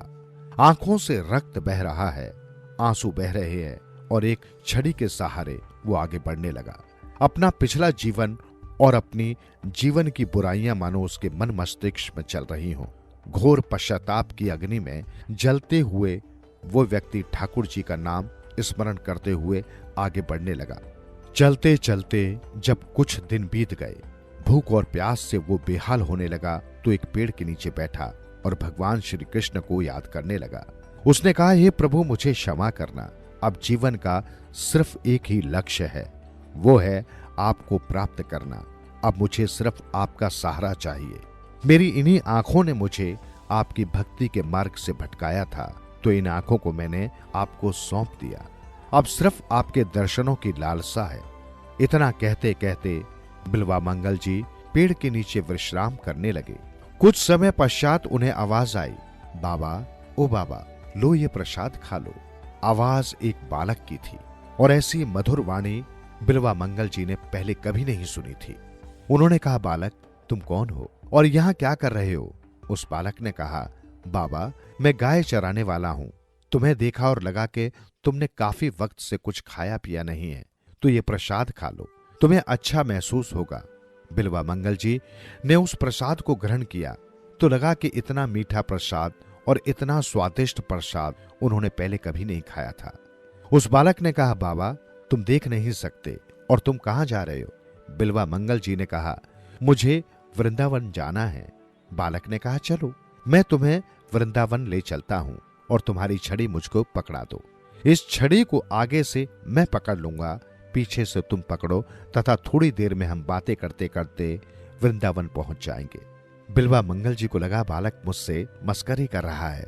कहां दक्षिण भारत और कहां वृंदावन, किंतु अच्छा है, मुझे एक सहारा तो मिल गया। कुछ दूर चलने के पश्चात उस बालक ने कहा, बाबा, अपनी आंखें बंद करो। बिल्वामंगल जी ने कहा, मेरी आंखें तो पहले से ही बंद है, लेकिन तू कह रहा है तो कर लेता हूं। कुछ मिनटों के पश्चात बालक ने कहा, बाबा, अपनी आंखें खोलो। हम वृंदावन पहुंच गए। बिल्वा मंगल जी को वृंदावन में चारों तरफ ठाकुर जी की जय जयकार सुनाई दे रही थी। चारों ओर उन्हीं के नाम का भजन चल रहा था, किंतु वे अचरज में पड़ गए। इतना शीघ्र हम वृंदावन कैसे पहुंच गए? और थोड़ा विचार करने के पश्चात उन्हें यह भान हुआ कि ये कोई साधारण बालक नहीं है। हो न हो ये वही है जिसे संसार न जाने कितने नामों से पुकारता है। बिल्वा मंगल जी विचार में थे और उस बालक ने कहा, बाबा अब मैं चलता हूं, आप वृंदावन पहुंच गए। बिल्वा मंगल जी उस बालक के चरणों में गिर पड़े और बोले, मैं जानता हूं प्रभु, ये आप हो। आपने मेरी पुकार सुनकर मुझ पर बड़ी कृपा की है। प्रभु मन से तो आपके दर्शन कर लिए, परंतु आज अपनी आंखें फोड़ने का पश्चाताप हो रहा है। अगर आज मेरी आंखें होती तो मैं आपके दर्शन कर पाता।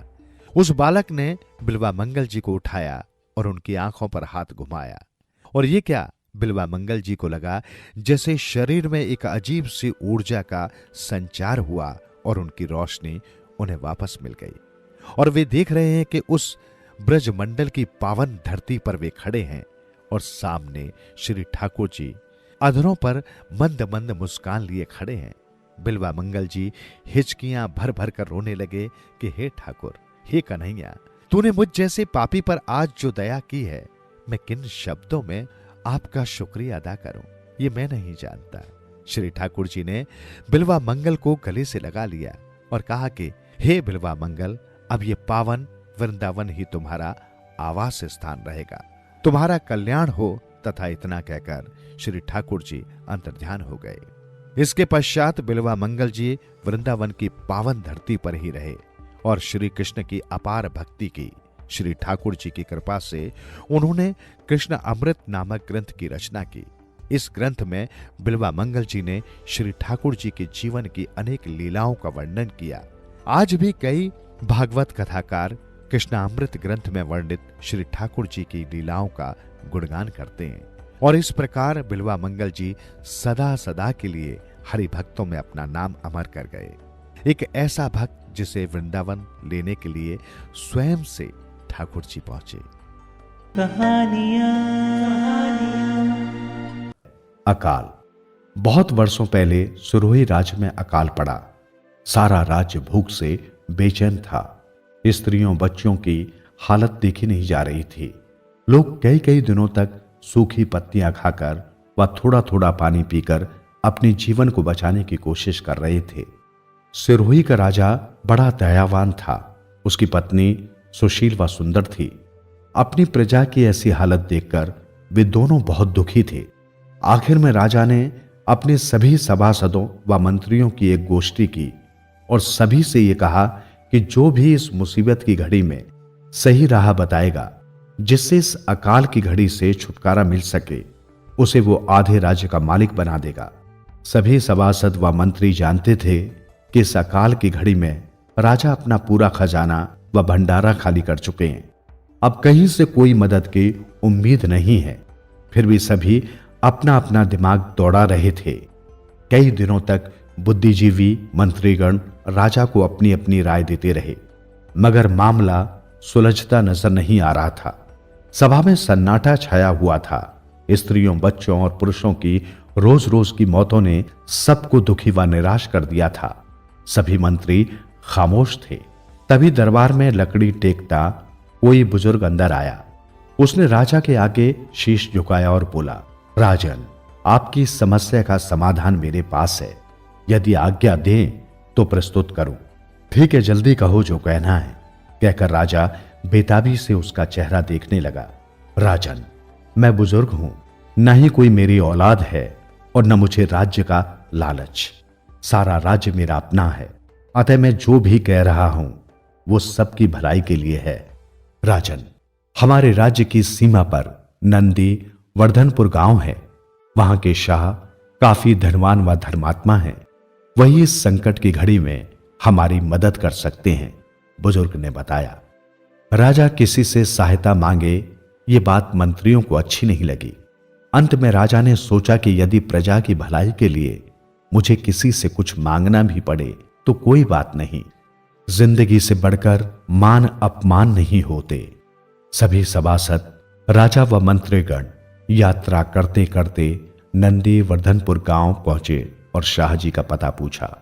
ग्रामवासियों ने हवेली की तरफ इशारा करके बताया कि यही शाहजी की हवेली है।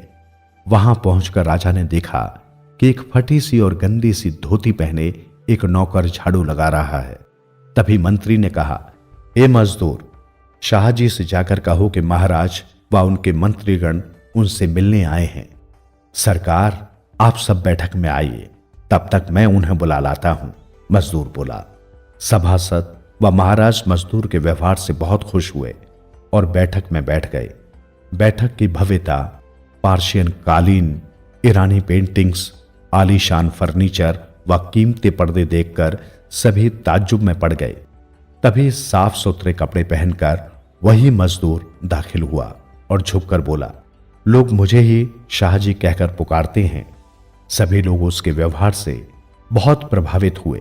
वो बोला, शाह हूं तो क्या हुजूर, काम को मैं पूजा मानता हूं और हर काम स्वयं करता हूं, मगर हुजूर आप बुलवाते तो मैं 100 काम छोड़कर खुद दौड़कर आपके पास आ जाता। आपने आने का कष्ट क्यों किया? राजा बोला, शाह, राज्य में अकाल पड़ा हुआ है। शाही भंडार व शाही खजाने सब खाली हो चुके हैं। अब तो बस आपकी ही मदद चाहिए। राजा के स्वर की वेदना को शाह ने फौरन समझ लिया। वो बोला, जो कुछ मेरे पास है वो राज्य का है। मैं स्वर्ण मुद्राओं से भरी गाड़ियां भिजवाने का इंतजाम करता हूं और तब तक भेजता रहूंगा जब तक आप मना नहीं करेंगे। राजा बोला, शाह, पैसों का सही इस्तेमाल तुमसे बेहतर कौन जानता है। सच, दूसरे भूख से जान गंवा रहे हो और पैसा तिजोरी में जमा हो तो क्या फायदा। पैसे का सही उपयोग दूसरों की मदद करना है। दो बहनें थी। एक का नाम था कादसी और दूसरी का तुआरसी। संयोग से कादसी का विवाह एक खाते पीते परिवार में हुआ और बेचारे तुआरसी का अति निर्धन परिवार में। तुआरसी का पति निर्धन था और मजदूरी करके पेट भरता। उसे बाहर मजदूरी के लिए जाना पड़ता और तुआरसी घर में अकेली रहती। पति के बाहर जाने पर घर में खाने को कुछ नहीं रहता। दुखी होकर उसने सोचा, क्यों न अपनी बहन कादसी के घर चली जाए। अपने साथ अपने गुजारे लायक खाद्य सामग्री ले जाएगी, बहन के घर में काम करेगी, शायद उसे वो अपने घर में रख ले। एक दिन वो बहन के घर में जा पहुंची।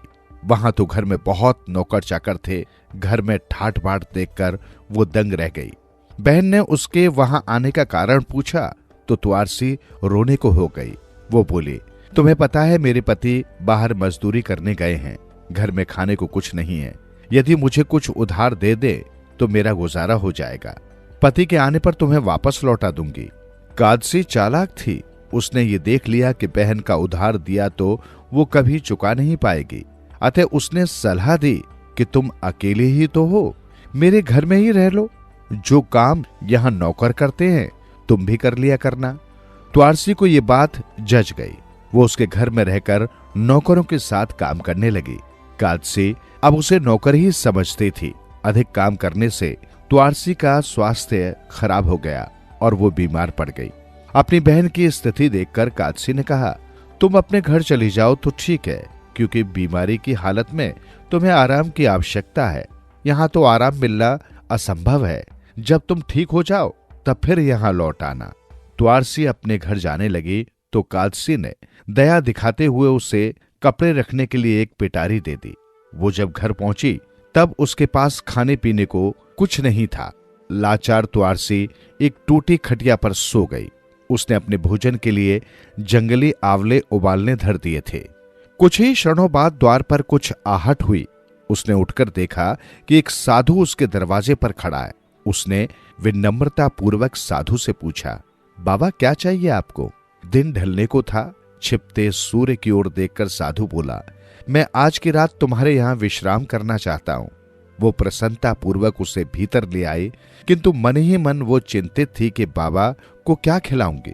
उसने बाबा को अपने चिथड़ों में से कुछ चिथड़े दूसरी खटिया पर बिछा दिए तथा बोली, बाबा मेरे पास आपको खिलाने के लिए कुछ भी नहीं है। बेटे कोई बात नहीं, जो तुम खाते हो वही मैं भी खा लूंगा। साधु बोला, बाबा मैं तो उबले हुए आमलों से अपना पेट भरूंगी, किंतु आप तो वृद्ध व्यक्ति हैं, आमले खाने से आपके पेट में पीड़ा होगी। तो आरसी ने कहा। वो बोला, कोई बात नहीं बेटी, मैं भी आमले ही खा लूंगा। रात को तुआरसी ने एक पत्ते पर कुछ उबले हुए आमले रखे और बाबा को दिए। दोनों ने आमले खाए और सो गए। आधी रात बीती तो साधु के पेट में पीड़ा हो गई।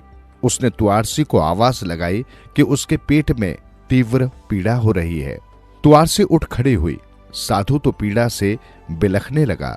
साधु की दशा को देखते हुए तुआरसी आंखों में आंसू भरकर बोली, आज की रात जैसे तैसे काट लो, प्रातः होते ही मैं आपके लिए दवाई ले आऊंगी। इतना कहकर तुआरसी बाबा के पास जा बैठी और उसका पेट दबाने लगी। इतने में साधु को लगा कि उसे दस्त आरंभ हो रहे हैं। उसने तुआरसी से कहा, तुम्हें मैंने बहुत कष्ट दिया है, मुझे तो अब दस्त भी आरंभ हो गए हैं। वो बोली, कोई बात नहीं बाबा, तुम शौच वमन यहीं कर दो, मैं उठा लूंगी। पूरी रात बाबा को बार बार दस्त वमन आते रहे। तुआरसी पेट दबाती रही। वो स्वयं भी बीमार थी, किंतु बाबा की उसे अधिक चिंता थी। किसी तरह रात्रि बीती। सुबह होने तक बाबा को भी कुछ आराम आ गया और करहाना बंद हो गया। रात की थकी तुआरसी भी अपने चिथड़ों में लिपटी सो गई। देर तक वो सोती रही। दोपहर को जब उसकी आंख खुली तब उसने स्वयं को फूल की भांति हल्का तथा प्रसन्न पाया। वो उठते ही साधु के बिस्तर की ओर पड़ी तो साधु तो बिस्तर पर नहीं था। उसने सोचा कि शायद आराम आते ही वो कहीं चला गया होगा। उसने अब कमरे में गिरे शौच वमन को साफ करने की सोची तो देखा कि कमरे में तो शौच वमन का कहीं नामो निशान नहीं है। फर्श पर कई रंग के हीरे मोती जवारात बिखरे पड़े हैं। उसकी चमक से घर चमक रहा है। घर के कोनों में रुपए के ढेर लगे हैं। उसे विश्वास हो गया कि रात्रि को ठहरने वाला साधु कोई मामूली साधु नहीं, अपितु साक्षात देवता थे। इस घटना से उसे बहुत आत्मबल तथा सांत्वना मिली तथा पर सेवा में उसका विश्वास और भी दृढ़ हो गया। उसने हीरे जवाहरातों को इकट्ठा किया और उसे पिटारी में संभाल कर रख दिया। अब तुआरसी की गरीबी भाग चुकी थी।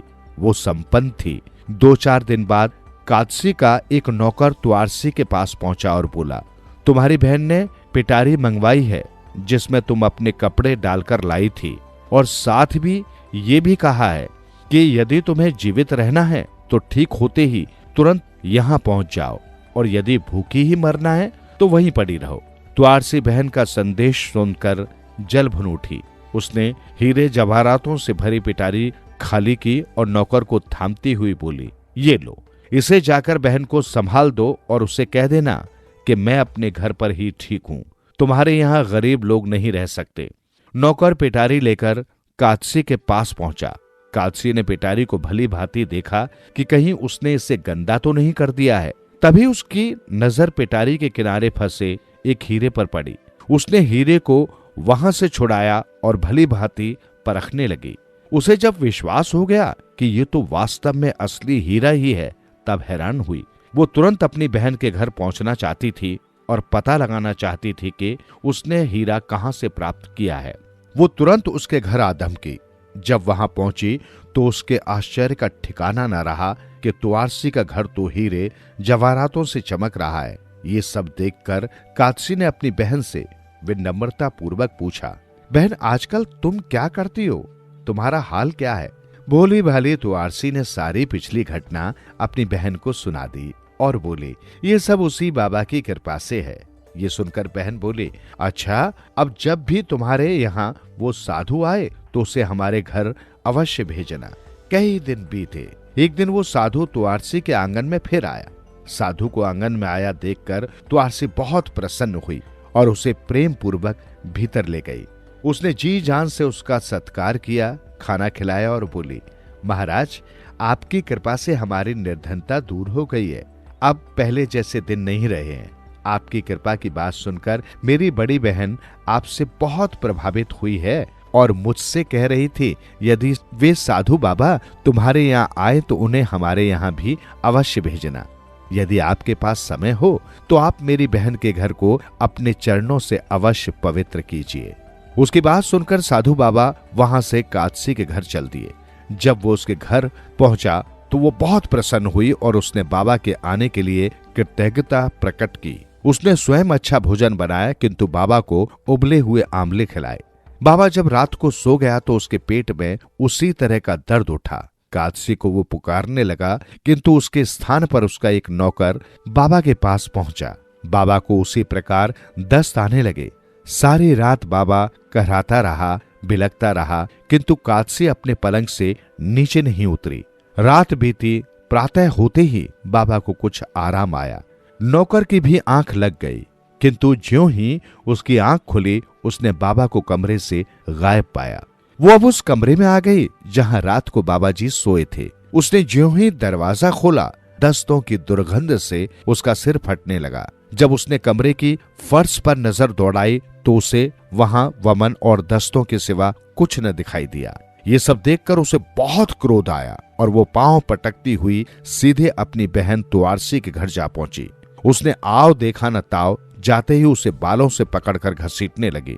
वो उसे घसीट भी रही थी और गालियां भी दे रही थी और कह रही थी, नीच कलमुही दुष्ट, तू ये बतला कि तुमने ऐसे कोढ़ी साधु मेरे घर क्यों भेजा? चल अब चलकर मेरे कमरे की सफाई कर। तुआरसी विवश होकर अपनी बहन के साथ चल दी। उसने अपनी बहन को बदबू से भरा हुआ कमरा दिखाया। तुआरसी ने कमरे में प्रवेश करते ही हाथ जोड़कर कहा, भगवान मुझे ईमानदारी दे, सच्चाई दे, गरीबी और सेवा दे, परंतु मुझे इस कादसी जैसा स्वभाव कभी न दे। उसने कमरे में फैली गंदगी को उठाकर दूर फेंक दिया। जब वो गंदगी फेंक रही थी तब उसे लगा कि गंदगी के स्थान पर वो हीरे जवाहरात फेंक रही है। उसने उन मणियों को उठाया और अपने थैले में भर लिया। वो मणियों वाली थैली लेकर अपनी बहन कादसी के पास पहुंची। कादसी ने पूछा, बहन तुम्हारे इस थैले में चमक कैसी है? ये हीरे जवाहरात तुम्हें कहां से मिले? वो बोली, बहन ये सब उसी गंदगी में थे जिससे घृणा कर तुमने मुझे चोटी से घसीटा था। वो बोली, मुझे तो वहां गंदगी ही गंदगी दिखी। तुआरसी ने कहा, बहन इन कीमती मणियों को खोजने के लिए साधारण आंखें काम नहीं करती, तुम्हें अपनी आंखों का उपचार कराना पड़ेगा। वो कैसे? कादसी बोली। तुआरसी ने कहा, तुम्हारी आंखों में मद और अहंकार है, लालच के सिवा तुम्हें कुछ दिखाई नहीं दे रहा। तुम में न सेवा भाव है न त्याग। वो हीरे जवाहरात और मणियों से भरा थैली लेकर अपने घर चली गई। साहसी बीरबल। राजा विक्रमादित्य बहुत सावधानी से पीपल के पेड़ के पास पहुंचे। लाश पहले की तरह उल्टी लटकी हुई थी। उन्होंने लाश को पेड़ से नीचे उतारा, उसे अपने कंधों पर रखा और अपने राज्य की ओर चल पड़े। रास्ते में बेताल उन्हें एक अन्य कहानी सुनाने लगा। वर्धमान राज्य में रूपसेन नामक एक राजा शासन करता था। उसका एक बहादुर और वफादार सेनापति था राजेश्वर। राजा रूपसेन हर काम में राजेश्वर की सलाह लेता था। राजेश्वर भी हमेशा राजा को अच्छी सलाह देकर अपना फर्ज निभाया करता था। उसके कारण ही राज्य बहुत अच्छी तरह चल रहा था। राज्य की प्रजा भी बहुत सुखी और संपन्न थी। राजा के दरबार में विद्वानों की संख्या पहले से अधिक हो गई थी। एक दिन राजेश्वर के पास बीरबल नामक एक आदमी आया। वो अपने लिए कोई काम चाहता था। उसने कहा कि वो अस्त्र शस्त्र चलाने की कला में बहुत माहिर है। उसने राजेश्वर को अपना हुनर भी दिखाया। राजेश्वर उससे बहुत प्रभावित हुआ। वो बीरबल को अपने साथ लेकर राजा के महल में गया। राजेश्वर ने राजा को बीरबल के बारे में बताया। राजा ने बीरबल से पूछा, तुम रोजाना कितना मेहनताना लोगे? बीरबल ने कहा कि वो रोजाना सोने के 100 सिक्के लेगा। ये सुनकर राजा रूपसेन को बहुत हैरानी हुई, लेकिन उसने हामी भर दी। अगले ही दिन बीरबल काम पर आ गया। वो पूरी रात राजा की रखवाली करता था। वो राजा के खाते पीते और सोते समय भी उन पर पूरी नजर रखता था। अपना काम पूरा होने पर वो 100 सिक्के लेकर चला जाता था। एक दिन राजा रूपसेन ने अपने गुप्तचर से कहा, तुम बीरबल का पीछा करके ये मालूम करो कि वो सोने के 100 सिक्कों का क्या करता है। राजा को यकीन था कि बीरबल की इस मांग के पीछे कोई न कोई राज जरूर होगा। वैसे तो बीरबल स्वभाव से लालची नहीं लगता था, मगर लालची इंसान ही इतने पैसे मांग सकता था। अगर उसने इतना मेहनताना मांगा था तो वो उससे कोई खास काम अवश्य करता होगा। कई दिनों तक राजा के मन में उथल पुथल मची रही। एक सप्ताह बाद गुप्तचर ने आकर बताया, महाराज, मैंने बीरबल का पीछा किया तो पता चला कि वो उन सिक्कों में से 25 सिक्के लोगों को मैं बांट देता है, उसके बाद 25 सिक्के मंदिर में दान करता है और फिर पंडितों को 25 सिक्के दे देता है। बाकी बचे 25 सिक्कों में से 10-10 सिक्के कोढ़ियों तथा अनाथों को देता है और अपने परिवार के लिए केवल 5 सिक्के ले जाता है। ये सुनकर राजा रूपसेन को बहुत अच्छा लगा। वो मन ही मन बोला, वाकई बीरबल तो बहुत अच्छा और नेकदिल इंसान है। मैंने अपने जीवन में ऐसा आदमी कभी नहीं देखा जो समाज में सभी लोगों की भलाई के लिए अपना योगदान देता हो। अगर कोई दूसरा आदमी होता तो वो सारा धन अपने पास एकत्र करता। एक रात राजा रूपसेन के पास के शमशान घाट से रोने की आवाज सुनाई दी। उसने बीरबल से कहा कि वो पता लगा कर आए कि कौन रो रहा है। जब बीरबल मालूम करने चला गया तो राजा उसका पीछा करने लगा। बीरबल शमशान घाट पहुंचा। वहां एक औरत बैठी रो रही थी। बीरबल ने उस औरत से रोने का कारण पूछा तो वो बोली, मैं इस राज्य की भाग्य लक्ष्मी हूं। शनि मुझे मेरे स्थान से हटा रहा है। वो राजा को नष्ट करना चाहता है। यही कारण है कि मैं रो रही हूं। ये सुनकर बीरबल दुखी हो गया। उसने पूछा, क्या किसी उपाय से राजा और राज्य को इस विपदा से हम बचा नहीं सकते? तब भाग्य लक्ष्मी ने कहा, अगर कोई व्यक्ति महाकाली के मंदिर में शनि देवता को अपने बेटे की बलि चढ़ा दे तो इस राज्य की रक्षा हो सकती है। ये कहकर वो औरत ओझल हो गई। बीरबल वहीं खड़ा रहा। कुछ देर सोचने के बाद वो अपने घर की ओर भागा। बीरबल एक साहसी, ईमानदार और कर्तव्यनिष्ठ योद्धा था। वो राजा रूपसेन और उनके राज्य के प्रति अत्यंत वफादार था। वो किसी भी प्रकार अपने राज्य का कल्याण करना चाहता था। अतः उसने सोचा कि उसे किसी भी दशा में अपने राज्य की रक्षा करनी चाहिए, भले ही ऐसा करने के लिए उसे अपने प्रिय बेटे की बलि ही क्यों न देनी पड़े। वो अपने राज्य और राजा की भलाई के लिए कुछ भी करने को तैयार था। लेकिन बीरबल ये नहीं जानता था कि राजा उसका पीछा कर रहा था। उसने सारी बात सुन ली थी। बीरबल ने घर जाकर अपनी पत्नी को सब कुछ बता दिया। फिर उसने अपने बच्चों को उठाकर सारी बात बताई। उनका बेटा महाकाली के आगे बलि होने के लिए तैयार हो गया।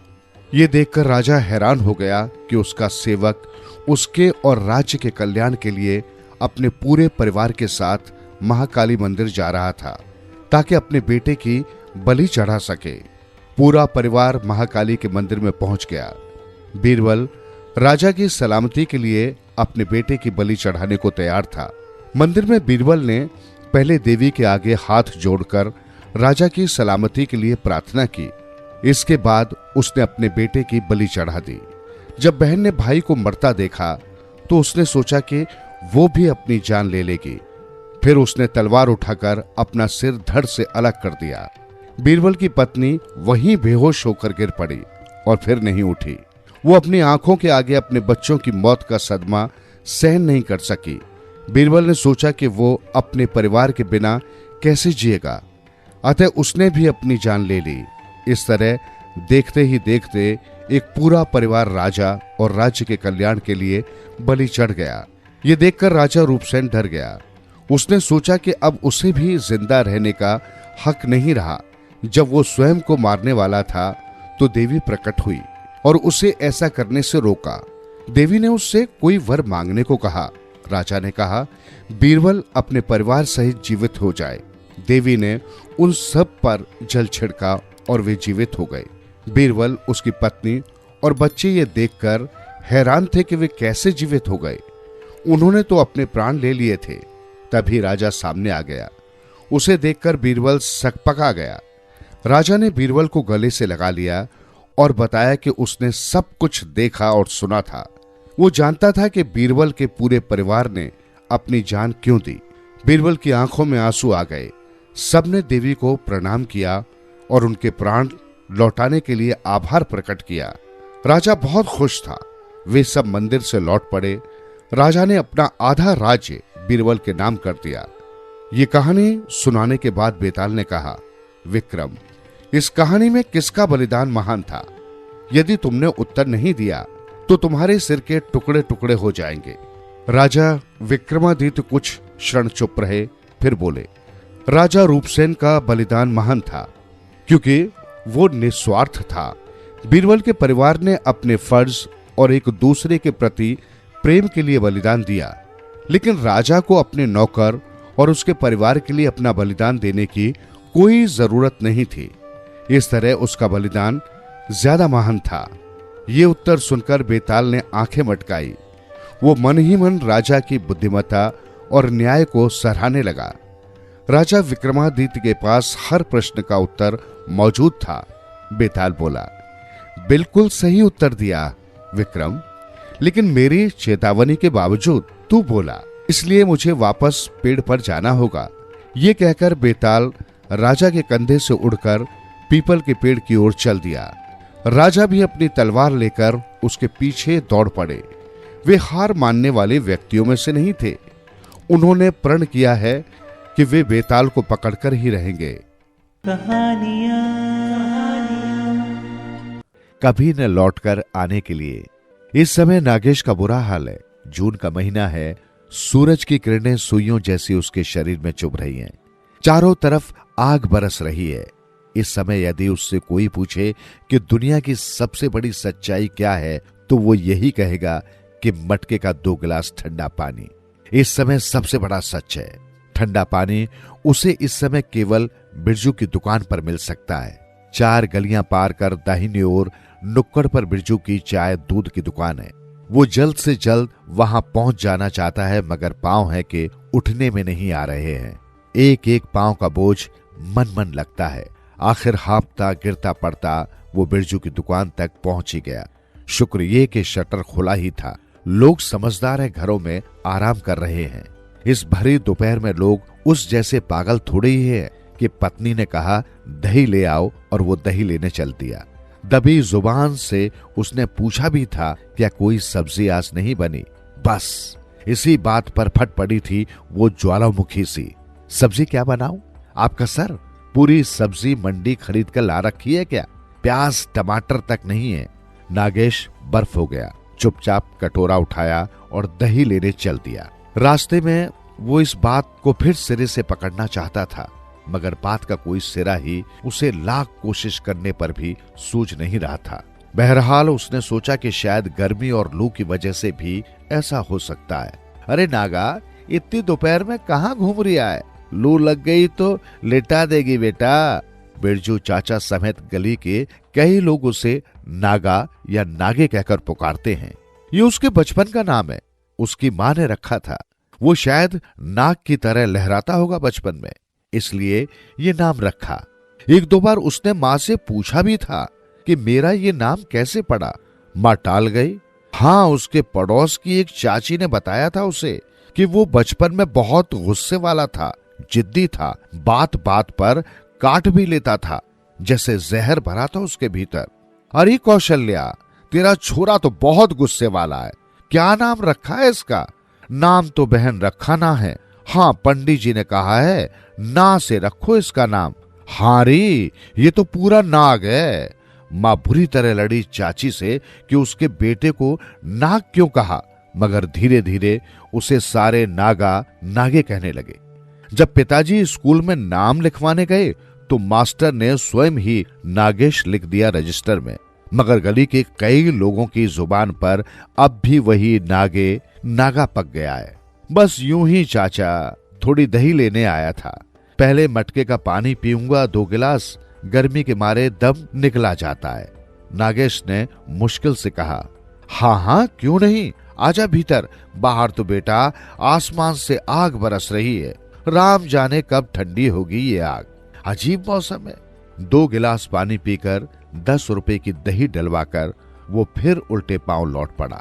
बैठने का समय नहीं है उसके पास। क्या पत्नी का डर है उसके मन में? जितना वो इस बात को झटकना चाहता है उतना ये बात उसके दिमाग में घरे करे जाती है। बच्चे उसे प्यारे हैं, फूल से कोमल प्यारे प्यारे बच्चे उसे प्यारे लगते हैं। बच्चे उसे जब पापा पापा कहकर लिपटते हैं तो वो दुनिया के सारे गम भूल जाता है। कामकाज की उलझने, दफ्तर की परेशानियां, बॉस से कहा सुनी या अपने भीतर का तनाव, सभी कुछ तो भूल जाता है। मगर पत्नी है कि उसे ताना देने का कोई अवसर हाथ से नहीं छोड़ती। इसके 10 काम कर दो और एक न करो तो बस उसी का रोना रोना शुरू कर देगी। उसे व्यंग और तानों के ऐसे ऐसे बाण मारती है कि वो भीतर तक टूट जाता है। उसका तन और मन दोनों आहत हो जाते हैं।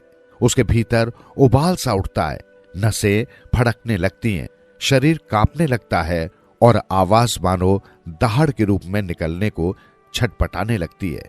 मगर होता कुछ भी नहीं है उससे। ये सारा ज्वार एक पल को उठता है, दूसरे पल शांत हो जाता है। जैसे लहर आती है वैसे ही लौट जाती है, मानो उबलते दूध में किसी ने पानी का छींटा मार दिया हो और उस छींटे से उबाल फिर शांत हो जाता है। पत्नी फिर बोलना शुरू करती है। उसके भीतर मानो आंच पाकर फिर उबाल आता है, मगर फिर शांत हो जाता है। ये क्या होता है? कभी कभी तो उसे शक होता है कि कहीं वो नामर्द तो नहीं है, और वो स्वयं को टटोल कर भी देखता है और उन घुटन, बेचैनी, छटपटाहट के क्षणों में उसका शक वाकई यकीन सा प्रतीत होता उसे। मगर तो बच्चों को देख वो इस ओर से तो संतुष्ट सा हो जाता है, मगर उसे लगता है कि ये तो शारीरिक नपुंसकता है जो उसमें नहीं है। कहीं वो मानसिक नपुंसकता का शिकार तो नहीं? वो फिर बात के सिरे को पकड़ने की कोशिश करता है। अच्छा खासा घर है, फर्नीचर है, लोन लेकर और भी सुख सुविधाओं के सामान जुटा लिए हैं उसने। जिसे पगार तो सुकुड़ गई, मगर इस सुकुड़न को उसने परिवार पर कभी जाहिर नहीं होने दिया। बच्चे बेचारे देवता हैं, जो ला दिया पहन लिया, जो खिला दिया खा लिया, जब कुछ मांगते हैं वो लाकर दे देता है। मगर पत्नी को वो जितना संतुष्ट करने की कोशिश करता है, प्रसन्न रखने का प्रयास करता, उतना उसकी इच्छाएं बढ़ती जाती। घर से निकलता तो 10 काम गिनवा देती, घर में रहता तो घर के ही 10 काम जिम्मे लगा देती। घर में रहे तो परेशान, सारा दिन घर में बैठे रहते हो, बाहर रहे तो क्यों, रात भी बाहर ही काट आते। गोया वो पत्नी के हाथों की कठपुतली है, 2-4 क्षण भी अपने लिए अपनी तरह से नहीं जी पाता। एक काम ठीक ढंग से न हुआ तो उसका भेजा गरम। उसे डर सा लगने लगा था उससे, मगर क्यों? वही पत्नी है जिसे खुद चुनकर ब्याह कर लाया है। 7 फेरे लेकर 7 वचन भरवाकर पंडित जी ने गठजोड़ किया है उनका। पहले 2-3 साल खूब अच्छी जमी उनकी, खूब इज्जत करती थी पत्नी उसकी, खूब ध्यान रखती थी। उसकी छोटी से छोटी जरूरतों के लिए वो मेहनत करती थी। सुबह उठता तो बेड टी, नहाने का पानी तैयार, कपड़े निकले हुए, रूमाल मोजे तैयार, जूते भी पॉलिश किए हुए, उसकी पसंद का नाश्ता, दोपहर को उसकी पसंद की सब्जी, सलाद। अब वे दिन कहाँ हवा हुए। कुछ सालों से उसने बेड टी तो देखी भी नहीं थी। नाश्ता कभी मिला कभी न मिला। ज्यादातर वो बाहर ही नाश्ता करता था क्योंकि पत्नी के पास समय नहीं होता। कई बार वो खुद को दोषी मानता है। उसे पत्नी पर तरस सा भी आता है कि सारा दिन कोल्हू के बैल की तरह जुटी रहती है वो काम में। उसका दिल करता है कि वो भी उसका हाथ बटाए। उसने 1-2 बार ऐसा किया भी, मगर पत्नी ने इस पर भी उसे ताने ही दिए। आज क्यों दिखावा कर रहे हो? आज काम करने की फुर्सत मिली है जनाब को। वो काम करता करता रुक जाता, उसे निरही भाव से देखता, अनमने ढंग से काम पूरा करता। मगर पत्नी ऐसी बला की खूबसूरती से उस किए हुए काम में मीन मेख निकालती कि वो भी भीतर तक टूट जाता। एक काम क्या किया, मेरे लिए 10 काम और बढ़ा कर रख दिए हैं। इससे तो अच्छा था ना ही करते। न जाने कब इस आदमी को ढंग से काम करने की अक्ल आएगी। वो बैठ जाता तो उसे उसके बैठने में भी आपत्ति थी। अब वहां क्या आलसियों की तरह बैठे हो? इतना भी नहीं होता कि 2-4 काम और निपटा दें फुर्ती से। और ऐसे मौकों पर वो उदाहरण देती अपने मायके वालों का। आप क्या नकल करेंगे मेरे भाइयों की? उन जैसे नहीं आप बन सकते कई जन्म लेकर भी। हर काम उनका बढ़िया, दिन रात लगे रहते घर के कामों में। और एक आप हैं, कोई भी तो काम ढंग से नहीं होता आपसे।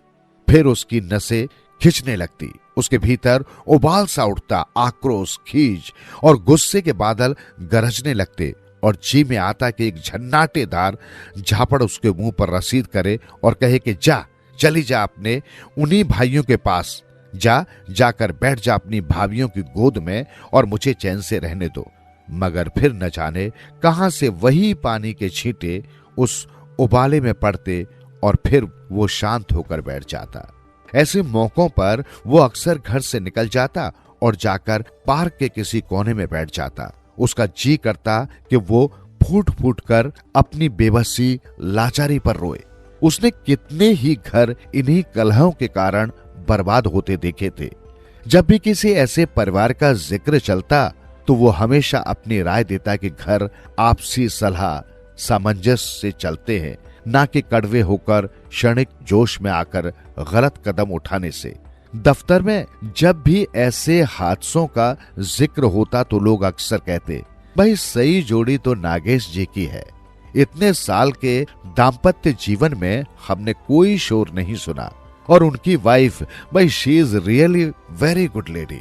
दफ्तर में बॉस द्वारा दी गई एक दो पार्टियों में वो पत्नी को भी लाया था। वो उनकी शादी का आरंभिक दौर था।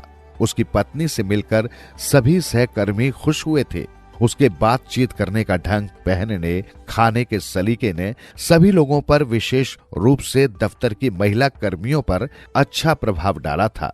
मिसेस शर्मा तो पत्नी के सामने ही कह उठी थी, भाई Nagesh is very lucky to have such a wife. अब मुझे पता चला क्यों नागेश जी को घर जाने की जल्दी रहती है। इस पर पत्नी शर्मा गई थी और वो भीतर ही भीतर स्वयं को खुशनसीब मान रहा था। मगर अब क्या हुआ? कहाँ गलती है? कौन दोषी है? क्यों वे दिन नहीं लौटते? वो इसी आस पर जिंदा है कि चलो आज नहीं तो कल पत्नी सब समझ जाएगी, उसे हर काम में सहयोग देगी। जैसी कल्पना उसने पत्नी की थी वो शुरुआत में वैसी ही थी। वे सप्ताह में 2 बार होटल भी जाते, मित्रों से भी मिलते। वो उड़ा उड़ा सा फिरता था उन दिनों। अब उसकी खुशी ही उड़ गई थी, शायद कभी न लौटने के लिए। कई बार वो सोचता कि घर छोड़कर चला जाए। आत्महत्या का विचार भी उसे कई बार आया था, मगर आत्महत्या करने वालों के परिवार का अंजाम उसने देखा था। गली के नुक्कड़ वाले मकान में एक सिंगवानी परिवार के युवक ने आपसी कलह कलेश के ही कारण आत्महत्या कर ली थी। मगर उसे गुजरे 6 महीने भी नहीं हुए थे कि महिला ने एक जगह नौकरी कर ली थी और पत्नी के यार घर आने लगे थे। कभी कभी वो भी रातों को देर से लौटती थी। लोग कहते थे कि शादी के पहले भी वो ठीक नहीं थी। भगवान जाने असल बात क्या थी। एक दिन नागेश भी बाहर से लौटा तो रात के 12 का वक्त होगा। जब उसके घर के पास से गुजरने लगा तो एक कार उसे छोड़ फर्राटे भरती निकल गई। उसके कदम लड़खड़ा रहे थे। संभवतः उसने नागेश को देख लिया था, मगर शायद देखकर भी न देखने का बहाना किया लगता था। नागेश को भी उसकी हालत देख उससे नफरत सी हुई थी। एक दिन फिर वो उसे बस स्टॉप पर खड़ी दिखी तो नागेश ने न चाहते हुए भी उसके पास जाकर स्कूटर रोक दी थी और वो बिना कुछ कहे ही उसके पीछे बैठ गई थी। नागेश उससे कुछ पूछने ही वाला था कि वो स्वयं बोल पड़ी थी, यदि आपको जल्दी ना हो तो मुझे कुछ काम है बाजार के, आप करवाते चले। हाँ, क्यों नहीं। नागेश को क्या जल्दी थी। उन्होंने मार्केट के कुछ काम किए और फिर उसी के कहने पर वे एक कॉफी हाउस में कॉफी पीने बैठ गए। मैं आपका कैसे धन्यवाद करूं, उसने एक मोहक मुस्कान बिखेरते हुए कहा था। नागेश के जी में तो आया कि कह दे, आप यूं ही अगर मुस्कुराती रहीं, देखिए एक दिन हम भी बदल जाएंगे। मगर वो इतना ही कह पाया, उसमें धन्यवाद कैसा। कभी फिर भी मेरी जरूरत हो तो। हाँ, क्यों नहीं। आपकी वाइफ तो बुरा नहीं, she is very good lady and open hearted. पहली बार नागेश के जमीर ने दस्तक दी और वो भीतर तक कांप गया। उसने कॉफी खत्म की और वे उठ खड़े हुए। नागेश थका हारा घर पहुंचा तो टूट चुका था। कपड़े बदलकर पलंग पर लेटा ही था कि पत्नी चाय ले आई। उसका मन चाय पीने का न था, मगर कहीं इस बात पर कलह न हो जाए, उसने उठकर आज्ञाकारी बच्चे की तरह चाय पकड़ ली। क्या बात है, आज कुछ थके से हैं? पत्नी ने बड़े ही आत्मीय स्वर में पूछा। नहीं, ऐसा तो कुछ नहीं है, लगता है दफ्तर में काफी काम है। लाइए मैं सर दबा दूं। तुम मेरा सर दबाओगी? मेरा मतलब है मैं? अरे भाई, मैं नहीं तो और कौन दबाएगा? चलिए लेट जाइए।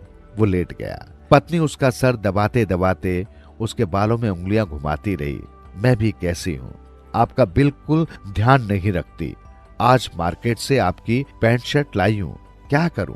बच्चों में इतना उलझ जाती हूँ कि ध्यान ही नहीं रहता कि पति भी है घर पर। ये मुंह खपा डालते हैं दिन भर। आपको बुरा तो लगता होगा, मगर मैं क्या करूं नागेश? अजी हाँ, सुना आपने? कुछ सुना वो गली के नुक्कड़ वाली के बारे में? क्यों, क्या हुआ उसे? अजी वही जिसके पति ने पीछे आत्महत्या की है। कहते हैं कि छीछी, कहते हुए भी शर्म आती है, छिनाल औरत है। देखो, इन बातों से हमें क्या लेना देना? और कसूर तो उन मर्दों का भी है जो ऐसी औरतों के पास जाते हैं। मैं तो औरतों को ही दोषी मानती हूँ, वे मर्दों को फांसती हैं। देखो, आप जल्दी घर आ जाया करो, मुझे डर लगता है। घबराओ मत, मैं उन मर्दों में नहीं हूँ जो भटक जाए, क्योंकि जिनकी औरतें अपने आदमियों को वक्त रहते संभाल लेती हैं, वे शायद नहीं भटकते। मैंने पत्नी को गहरे से देखा। पत्नी के चेहरे पर गंभीरता थी। बच्चे घर पर नहीं थे, मौसम में ठंडक थी। उसने उठकर दरवाजा भीतर से बंद कर लिया। मुझे लगा अब दुख मेरे घर को छोड़कर जा रहे हैं, शायद कभी न लौटकर आने के लिए। सुनते रहो दिल से यूं ही कहानियां, कहानियां आपकी, हमारी और सबकी, जो दिलों को छू लेती है। सुनते रहें कहानियां।